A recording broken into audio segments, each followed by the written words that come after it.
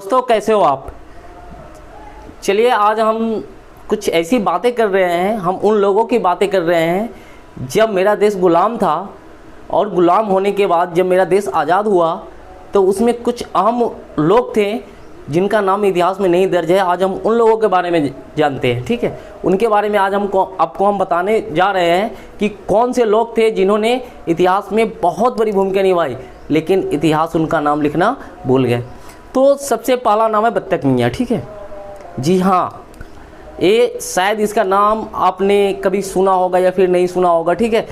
इनका नाम है बत्तख मियाँ। जब गांधी जी चंपारण आए थे 1917 में, जब चंपारण आए थे तो पता है ना कि राजकुमार शुक्ला को बुलाने पे वो चंपारण में आए थे।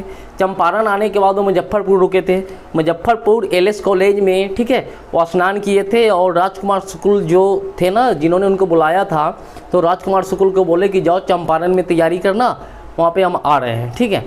तो राजकुमार शुक्ल जी आगे चले गए और गांधी जी फिर पीछे से गए थे, यानी कि फिर दोबारा ट्रेन से चंपारण पहुँचे। जैसे ही वो चंपारण वहाँ पे पहुँचते हैं तो वहाँ पे ब्रिटिश पुलिस उनका इंतज़ार कर रही थी, यानी कि उन्हें पकड़कर और जेल में डाल देती है।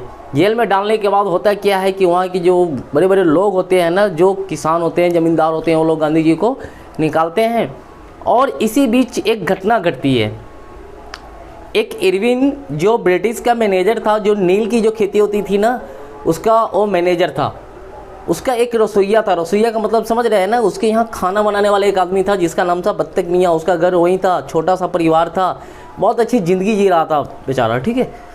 तो उसने एक प्लान रचा कि यहाँ जो गांधी आया है ना, नील की खेती का विद्रोह करने आया है, क्यों ना गांधी जी को ही मार दे। अगर हम गांधी को मार देंगे तो सारा समस्या ही ख़त्म हो जाएगा।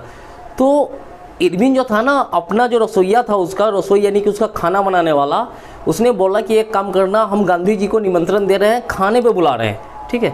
तुम एक काम करना कि उसके जो गांधी जी के दूध में जहर मिला देना और जाके गांधी को पिला देना, गांधी खुद मर जाएगा, ठीक है। तो उस समय बत्तख मियाँ जो थे बोले कि ठीक है हो जाएगा, ठीक है।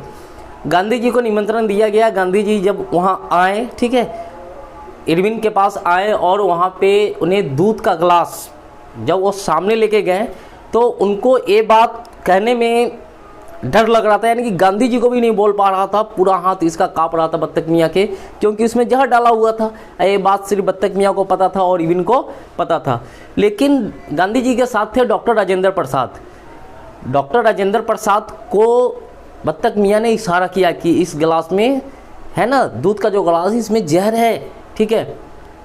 तब गांधी जी ने उस दूध को नहीं पिया और गांधी जी बच गए। शायद बत्तख मियाँ नहीं होते तो उस दूध को गांधी जी पी लेते और मारे जाते। अगर बत्तख मियाँ के जगह पे कोई और होता तो शायद ये बात नहीं बताता, दूध पिला देता।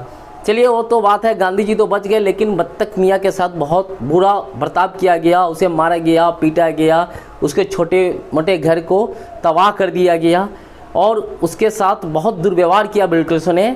उसके परिवार को है ना छिन्न भिन्न करके रख दिया। तो और दूसरा कंडीशन था कि जब मेरा देश आज़ाद हुआ 1950 में, जब डॉक्टर राजेंद्र प्रसाद वहाँ पे गए थे तो वो भाषण दे रहे थे, तो उन्होंने पहचान लिया उस इंसान को। जब वो मंच से भाषण दे रहे थे तो मंच से बोलते हैं कि तुम इधर आओ और तुम बत्तख मियाँ हो ना, तो बोलते हैं जी हाँ हुजूर। चलिए पहचान तो लिए कम से कम ना। तो उन्हें मंच पे बुलाते हैं। उन्हें तब लोगों को पता चलता है कि बत्तख मियाँ ने इतना बड़ा काम किया है। अगर बत्तख मियाँ नहीं होते तो भारत का इतिहास कुछ और होता, क्योंकि गांधी जी तो 1917 में ही मर जाते ना। जब गांधी जी 1917 में मरते तो भारत का ये इतिहास नहीं रहता। अब चलिए ये तो एक घटना हो गई, लेकिन अब पहले ये जान लीजिए कि बत्तख मियाँ को उसी समय उन्होंने ऐलान किया, डॉक्टर राजेंद्र प्रसाद ने, कि बत्तख मियाँ को 50 एकड़ ज़मीन दिया जाए। लेकिन इतिहास में आज तक आपको पता है ना, भारत में जो भी चीज़ कागज़ पे लिखा गया वो कागज़ पे ही रहता है, ठीक है। आज तक उनके परिवार को कुछ यानी कि थोड़ा बहुत ज़मीन दे दिया गया, लेकिन आज भी उनका परिवार, ठीक है, चंपारण में लड़ रहा है ज़मीन के लिए, लेकिन उसे अभी तक ज़मीन नहीं मिली है। तो चलिए ये तो एक पहली कहानी हो गई। दूसरी कहानी हम बताते हैं कि चंपारण में ही एक जो नील का जो सेठ था ना, नील का सेठ आदमी, यानी कि जो नील की खेती करवाता था, वो मालिक बोला कि गांधी अकेले मिले ना तो उसको गोली मार दूंगा, ठीक है।